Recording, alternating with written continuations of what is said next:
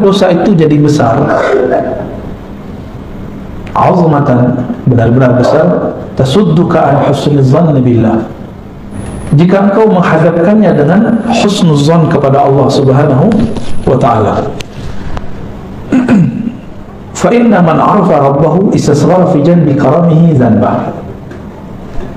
Orang-orang yang kenal Allah, maka di sisi Allah dosanya jadi kecil. Ini ilustrasinya gini, kalau kita punya cucu, punya anak, punya saudara, punya teman, nyenggol di jalan atau jatuhin gelas di rumah, dia tamu kita, tamu teman lama, atau anak sendiri jatuh gelas, digampar nggak? Minta ganti nggak? Anak sendiri atau teman dekat, tamu. Tapi kalau bapak lagi masuk ke resto, ibu lagi masuk ke resto, mecahin gelas, ganti nggak? Karena nggak kenal transaksinya. Saya beli, ya saya bayar, saya jual, gitu. Nggak kenal. Coba kalau kenal, digratisin nggak? Gratisin. Beberapa kali kita makan di mana digratisin. Terus mau bayar, udah dia bayar pak. Ternyata sohibnya, ya, ternyata sohibnya di samping kita nggak kenal, tapi dia kenal sama teman-teman saya, nggak jadi bayar. Enak, tapi jadi nggak enakan. Mau datang lagi, nggak bayar nih. Jika kita kenal seseorang, dia berbuat salah, kita maafkan. Jika kita hubungannya, kita penjual, dia pembeli, kita gratiskan. Kalau antum kenal Allah, surga Allah nggak berjual, Allah kasih. Tapi orang yang tidak kenal Allah, dia memikirkan, dia membayangkan bahwa dia sedang beli surga. Ya, antum mau beli surga dengan sholat subuh tadi agak khusyuk itu, ya, dengan zikir-zikir yang kacau balau itu, dengan tahajud yang tidak disiplin, mau beli surga, yakin. Dengan sedekah yang terbersih, ingin ditambahkan 70 kali 700. Sholawat, pengen beli mobil. Yang kayak gitu mau beli surga. Ngaca dulu kita ya. Kita ini selalu berpikir kepada Allah itu transaksional. Betul, Allah itu kadang-kadang berbicara kepada hamba dengan cara transaksi. Hal adullukum ala tijaratin tunjikum min adzabin alim. Tapi ini bukan tijarah bisnis antara makhluk dengan makhluk. Ini kita dengan Khalik. Maka kata tijarah di situ jangan diartikan bisnis, jangan diartikan transaksi. Saya beli surgamu ya Allah dengan sholat. Ngaca dulu. Kita bisa tahajud karena Allah yang membangunkan, bener nggak? Bener. Atau antum bangun sendiri? Cobain aja alarm 10 kali. Kalau Allah bilang nggak bangun, nggak bangun. Bener? Beberapa kali kita begitu. Nabi SAW sendiri pun tidak memiliki dirinya. Ketika beliau katakan kepada Bilal, "Hei Bilal, tolong jaga." Bilal mengatakan, "Siap." Karena ini lagi di luar, lagi habis perang. Lupa mengatakan insya Allah. Tertidurlah Nabi dan para sahabat. Bilal tertidur ketika bersandar dengan tongkatnya. Ya, itu Rasulullah aja nggak bisa melawan. Nah, ini juga bukan menghibur antum yang tiap hari telat bangun ya, jangan salah paham. Enak amat. Ini kata kunci, man arafa rabbahu, siapa yang kenal Allah, maka istasghara, menjadi kecil di sisi karamih. Ada kata kuncinya, karam, kemuliaan, kemurahannya. Karena Allah ini pemurah, Allah ini kaya, maka kesalahan kita dianggap tidak salah. Tapi kenal dulu. Ada orang gak percaya kalau kita ingat Allah, Allah ingat kita. Kalau kita salawat ke Nabi, Nabi kenal kita. Ada yang gak percaya pak? Ya, aliran macam apa itu? Kolbunya sejahil apa itu? Nabi mengatakan, man shalla alayya sallallahu alaihi wasallam, yang salawat kepadaku sekali, Allah bersalawat kepadanya 10 kali. Orang yang mengucapkan salam kepada Nabi, Nabi mengatakan, radallahu alaihi ruhi, Allah kembalikan rohku. Fa'arudda hatta arudda alaihi salam, selalu aku membalas salamnya. Berarti Nabi kenal kan? Nabi kenal. Dalam hadis yang sahih riwayat Imam Bukhari, ya, bahwa Nabi SAW mengatakan, inna a'mal ummati uridat aliyya, atau uridat aliyya a'mal ummati, amal umatku ditunjukkan kepadaku. Nabi kenal sama kita. Ada seorang sahabat yang sirru Rasulullah, sirnya Nabi, ketemu dengan sahabat lain. Begitu juga Salman ketemu sahabat yang lain dan mereka kenal, padahal belum pernah ketemu. Apa kata sahabatnya? Arfa ruhi ruhak, rohku kenal rohmu. Sahabat-sahabat udah bicara ilmu roh dulu. Kita yang udah telatnya. Sampai sekarang orang masih bertanya, wah Nabi juga dikasih kok tentang ilmu roh. Itu salah tafsir. Yang tidak diberi itu ahli kitab. Coba perhatikan. Yas'alunaka 'anir ruh. Mereka bertanya kepadamu mengenai hakikat alif lam ar-ruh. Ya. Lalu ada lafaznya wa ma utitum minal ilmi illa qalila. Tidaklah kamu diberi. Siapa kamu? Antum. Antum itu yang nanya tadi siapa? Ahli kitab Yahudi. Tidaklah kamu wahai Yahudi diberikan ilmu ini kecuali sedikit. Maka sampai hari ini Yahudi pasti mencari orang yang bisa mengurai ilmu ruh. Jika ketemu bukan bagian dari mereka, bunuh, musuhi, serang. Begitu. Diserangnya bagaimana? Oh, sekarang cara mereka menyerang pakai orang dalam. Ustadz lawan ustadz, kiai lawan kiai. Bukan wali lawan wali, Pak. Wali setan lawan wali Allah ya. Kalau wali Allah nggak mungkin perang dengan sesama wali Allah. Sayyidina Umar dilaporkan oleh orang bahwa ada sahabat Rasulullah Ahlul Badar mabuk-mabuk. Udah dijilid itu dipukul. Terus orang ini mengatakan, yang lapor, wahai Umar, ya Amirul Mukminin, laknat saja dia. Kata Umar, ente boleh hukum dia secara fisik, tapi tidak boleh melaknatnya. Fa innahu yuhibbullaha wa rasulah. Dia sangat cinta kepada Allah dan Rasulnya. Jadi Umar membedakan hukum zahir dengan hukum batin. Hukum zahirnya kalau dia salah dihukum, diiqab, kena sanksi. Tapi batinnya kita nggak boleh main. Batinnya urusan dia. Umar ngerti. Apa kata Umar? Hati dia cinta kepada Allah dan Rasulnya. Yang laporin ini yang masalah nih, hatinya nggak hidup kan. Fa inna man arafa rabbahu, ya, siapa yang kenal Allah, istasghara, maka di sisi Allah menjadi kecil lah zanbah, dosa-dosanya. Maka ada ungkapan dalam sebuah riwayat, man nazarallahu ilaih lam yu'adzibhu abadan. Siapa yang Allah pandang dia sekali saja dengan rahmatnya, maka Allah tidak akan menyiksanya selama-lamanya.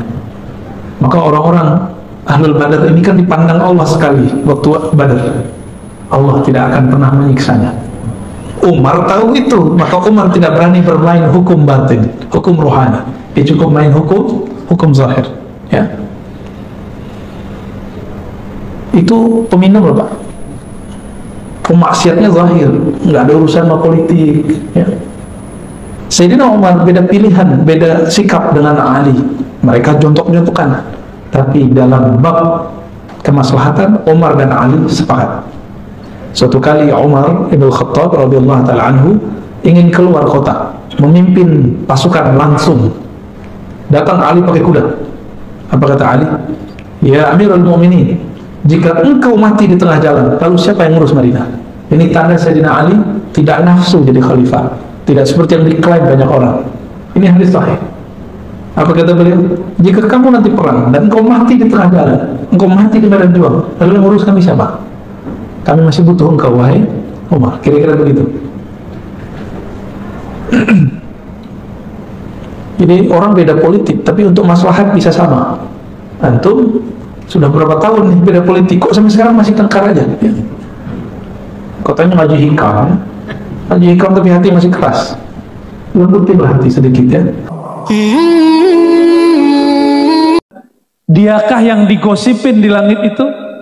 Jadi Nabi Muhammad ternyata namanya sudah viral di langit, orangnya belum nongol.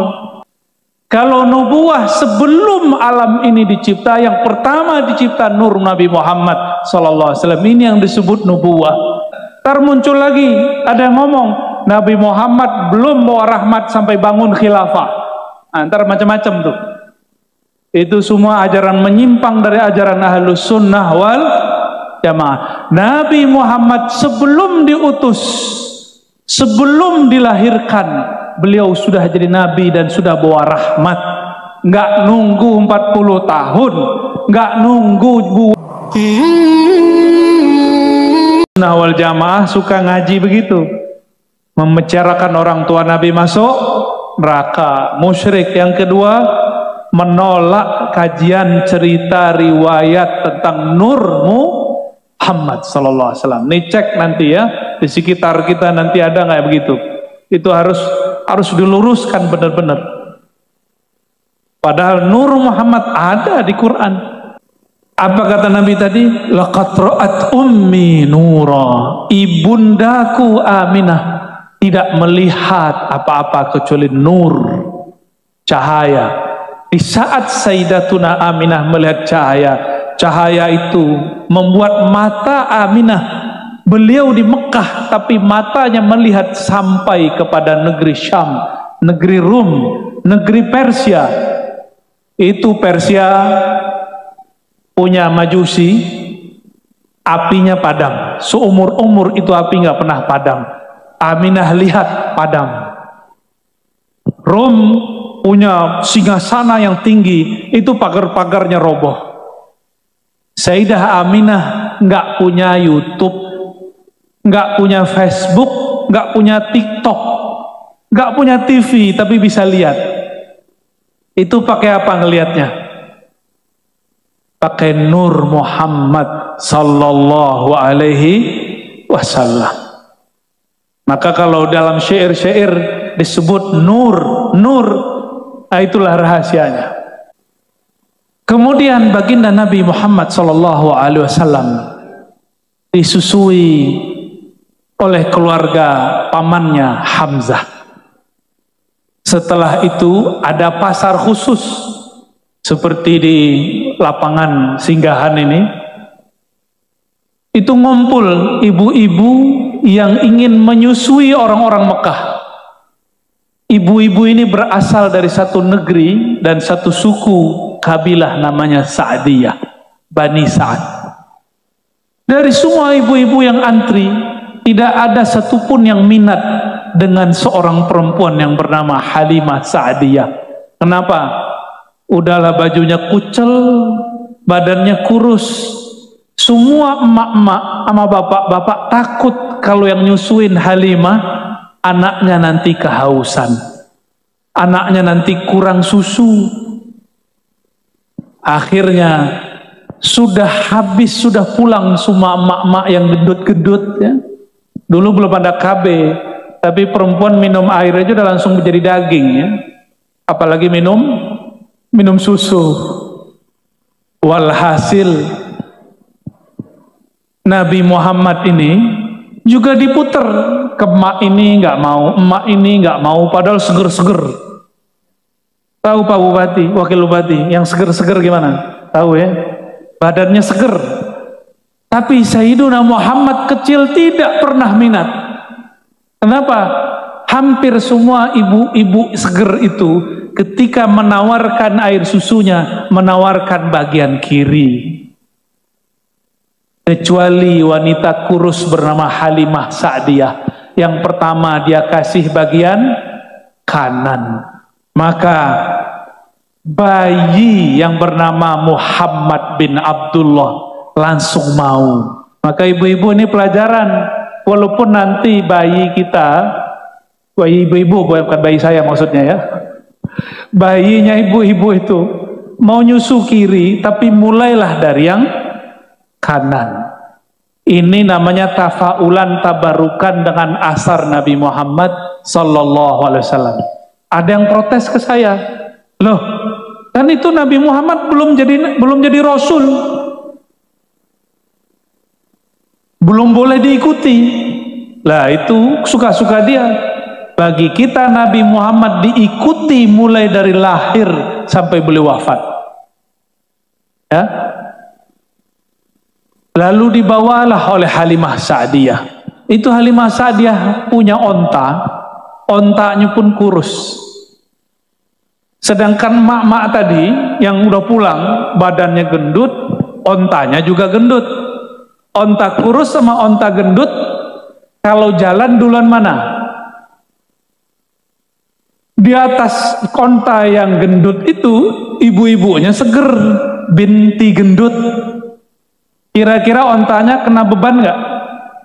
Maka secara rasio logika Halimah Sa'diyah duluan nyampe ke kampungnya masuk akal, ya. Tapi bukan itu, bukan itu. Ini kita loncat sedikit ke bab Isra Mi'raj, ketika Nabi Muhammad SAW didatangi Sayyidina Jibril dan Mikail bersama Buraq.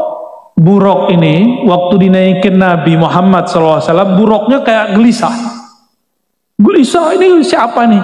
Binatangnya, binatang surga ini nggak nyaman dengan orang baru.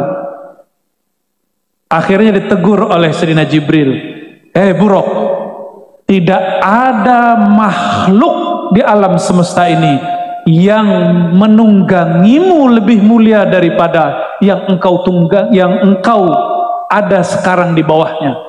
Yang sekarang menunggangimu yaitu Muhammad Rasulullah Sallallahu Alaihi Wasallam.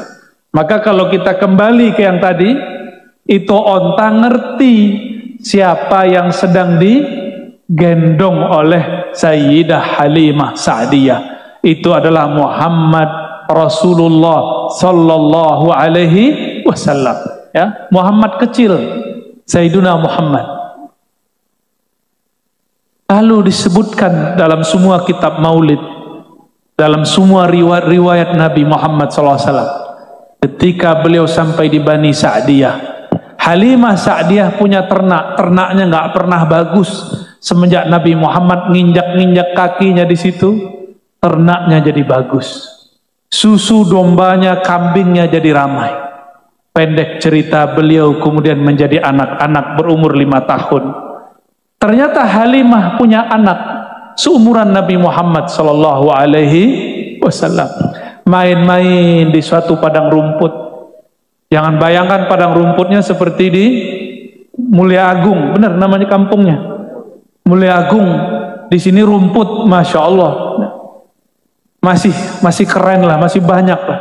Di sono jangan dibayangkan padang rumput seperti di sini. Padang rumputnya dikit-dikit. Kemarin Pak Wabub Haji lihat nggak rumputnya dikit sekali. Di sela-sela batu Nabi Muhammad main petak umpet lah kira-kira sama saudara susunya. Tiba-tiba muncul ada makhluk bersayap, 2 makhluk terbang dari langit mendarat. Kira-kira kalau itu terjadi di kita, kabur nggak? Maka jangan minta-minta ada malaikat turun, muncul nongol, kabur kita. Melihat seperti itu, Nabi Muhammad kecil tidak kabur. Malaikat yang bersayap itu malaikat Jibril dan Mikail. Kata malaikat Mikail, bahasa Arabnya nih, huwa. Apa arti huwa? Huwa artinya apa? Huwa, apa arti huwa? Diakah yang disebut-sebut di langit itu? Diakah yang digosipin di langit itu? Jadi Nabi Muhammad ternyata namanya sudah viral di langit, orangnya belum nongol. Itulah yang beliau sebutkan dalam hadis yang sahih, ana awwalul anbiya'i fil khalqi wa akhiruhum fil ba'thi. Aku nabi pertama di alam semesta, di kalangan makhluk, tapi terakhir diutus. Ini yang banyak kiai aswaja sebagian nggak faham. Dikira Nabi Muhammad baru jadi nabi umur 40. Nggak bisa membedakan antara bi'tsah dengan nubuwah. Kalau nubuwah sebelum alam ini dicipta, yang pertama dicipta nur Nabi Muhammad SAW. Ini yang disebut nubuwah. Sedangkan bi'tsah umur 40 tahun, beda. Ya. Jadi nanti ada orang-orang bilang Nabi Muhammad belum jadi nabi 40, itu ajaran sesat. Itu ajaran sesat, ya, hati-hati. Karena nanti bakal muncul lagi yang ngomong Nabi Muhammad belum rahmatan lil alamin sampai umur 40. Ada yang ngomong begitu ntar muncul lagi ada yang ngomong Nabi Muhammad belum bawa rahmat sampai bangun khilafah. Antara macam-macam tuh. Itu semua ajaran menyimpang dari ajaran Ahlus Sunnah wal Jamaah. Nabi Muhammad sebelum diutus, sebelum dilahirkan, beliau sudah jadi nabi dan sudah bawa rahmat.